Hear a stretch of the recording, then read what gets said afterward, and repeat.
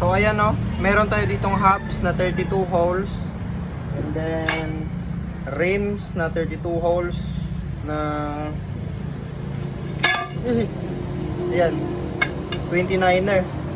And then mayroon din tayo ditong spokes. So tuturuan ko ngayon paano maglagay ng spokes and then paano mag-align ng rim. So kailangan nyo na tools is ito, yung tools na panghigpit, and then yung throwing stand. So first is paano tayo maglagay ng spokes sa hub. Kunwari ito yung iuuna natin, yung pangalawa is dapat nasa palikod siya. So katulad nito. So ito dito nabutas, lalagay natin yung spokes tulad niyan. And then 'di ba? Ganyan. Yung butas naman na ilalagay natin sa pangalawa is ito. Etong butas na to. So pag ganyan. So ganyan kayo maglagay ng spokes.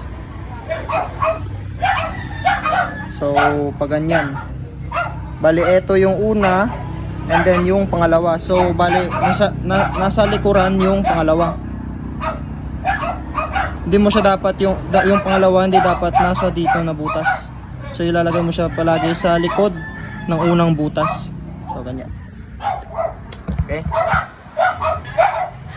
And then paglalagay kayo ng spokes, one space muna. Bali may space na isa. Tulad nito.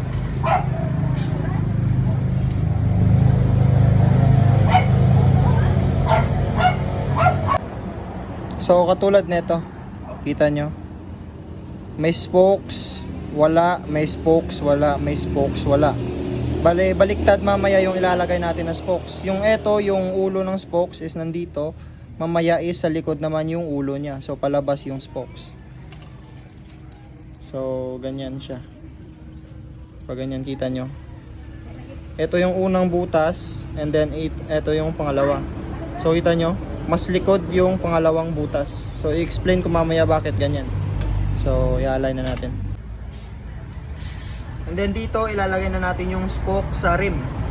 So palagi nyo ilalagay yung spokes sa may butas, sa kilid ng butas ng rim, sa may gilid. So ito yung butas ng rim. Dito mo siya ilalagay sa left side.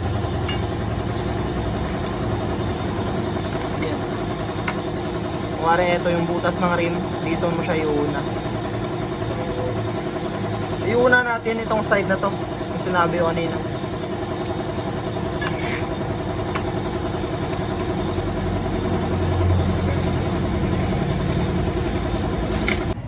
Katulad nito. So ganyan siya.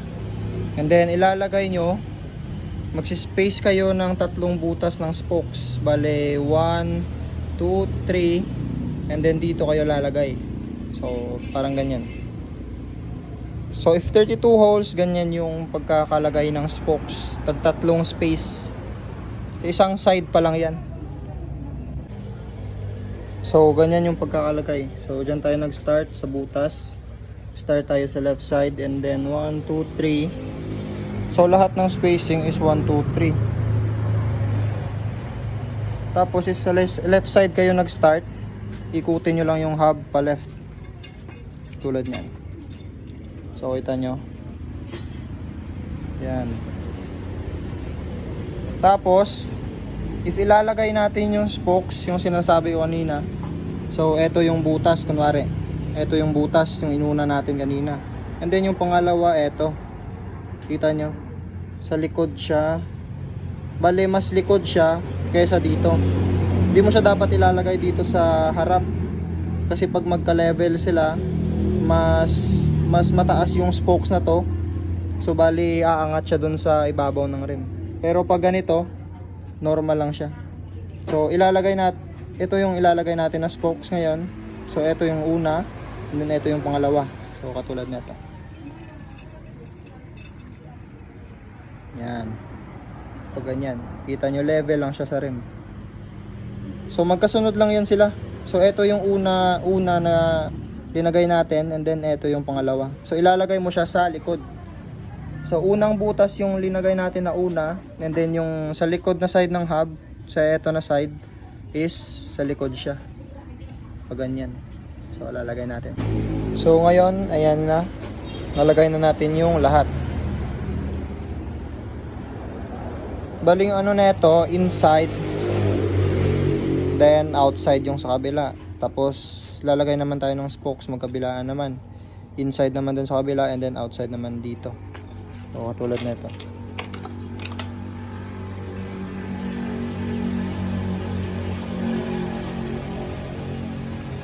Papasok natin siya dito sa likod. Tulad yan.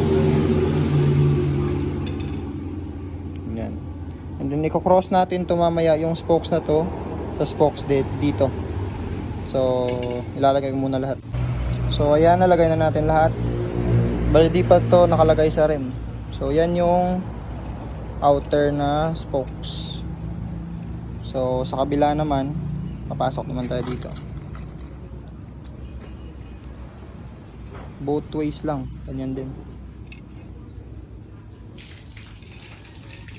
So ganyan. Then pasok na lahat. So ayan na, nalagay na natin yung spokes. Bali na papasok na natin, pero di pa natin to na-lock. So paano ba? So ito yung spokes na una kanina. And then mag-ano lang kayo ng 4 na spokes. So katulad nito. So ito yung spokes. And then bali 4 na spokes sa butas. So ito yung spokes, ito, and then mag-space kayo ng 4, 1, 2, 3, 4 na butas. And then ito yung outer na spokes, ipapasok nyo lang pag ganyan. So diba?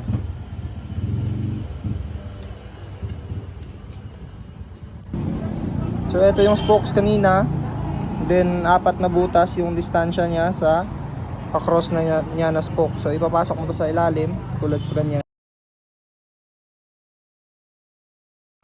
So ganyan. So kita nyo, nagko-cross na siya. So 4 na butas pagitan nila. So 1, 2, 3, 4. So ito yung dalawang spokes. So same process lang sa kabila, bali 4 din na spokes yung ilalagay nyo. And by the way, if maglalagay kayo ng nipples, wag nyong hihigpitan ng sobra.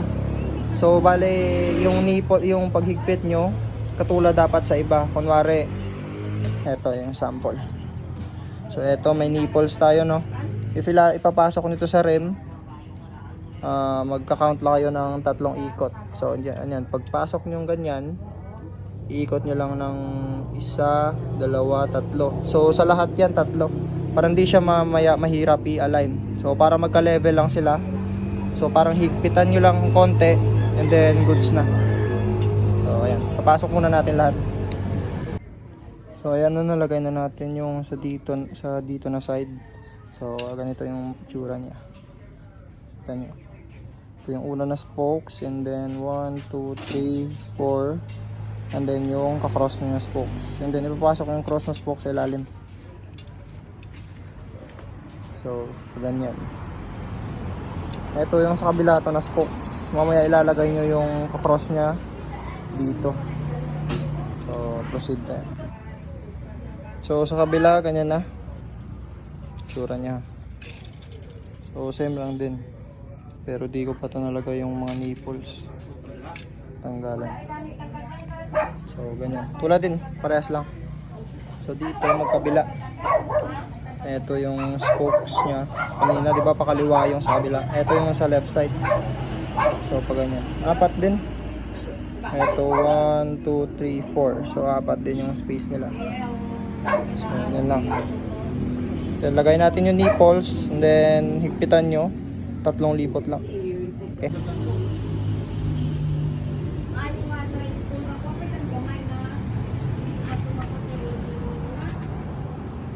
So iikot natin to 10 times.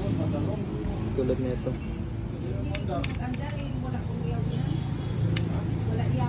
Hirap.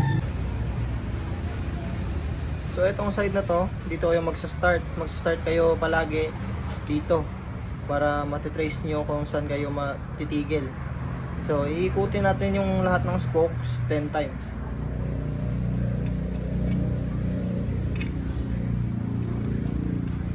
Okay. 1, 2, 3, 4, 5, 6, 7, 8, 9, 10. So, lahat nito, iikutin natin 10 times.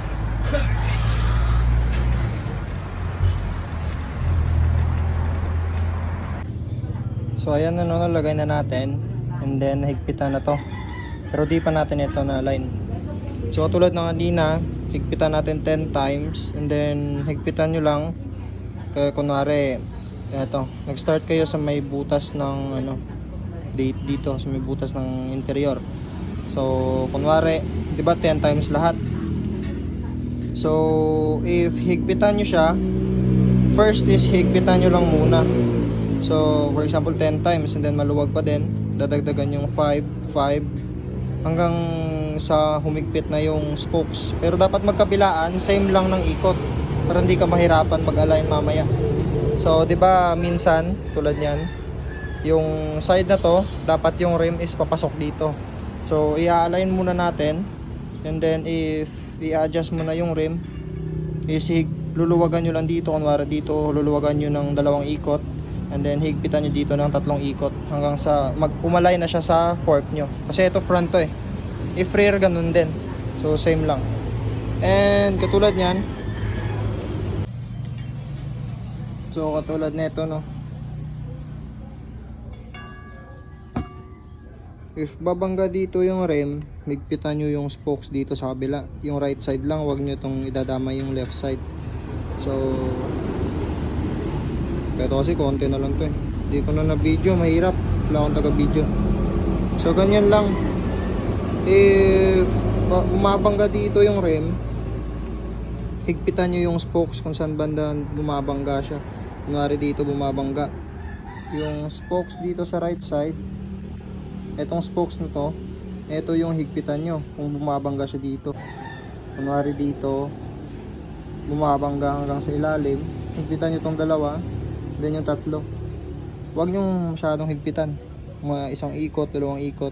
Titingnan nyo din if mawawala na yung bangga nya.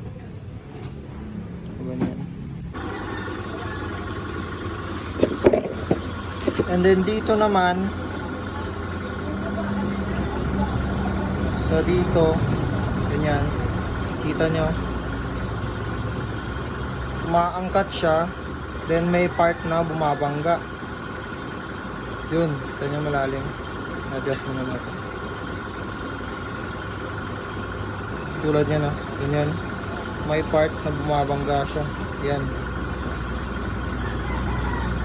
Then may part na kita nyo mataas yung gap. So paano ba yan? Tulad yan ito. So if may gap siya na ganyan, higpitan nyo yung 2 spokes. So ilang spokes man yun sa itaas. So tulad nyan, bumabangga siya dito na part. Yan, ito na part. So higpitan nyo itong spokes na to. Magkabilaan na spokes. Bale ito yung 4 na spokes. Or di nga yung 3 lang. Diyan lang siya bumabangga. Ayan, higpitan nyo yung 3 spokes na to. So higpitan natin.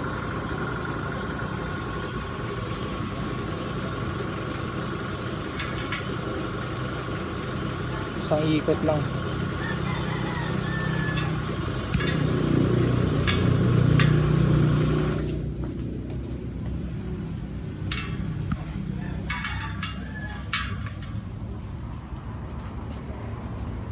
Track back. Track. Kita nyo? May space na siya, di ba? Ganyan lang. If mataas yung gap niya ng katulad niyan, luwagan nyo yung part na may mataas na gap. Kunwari etong part na to. Luluwagan nyo yan.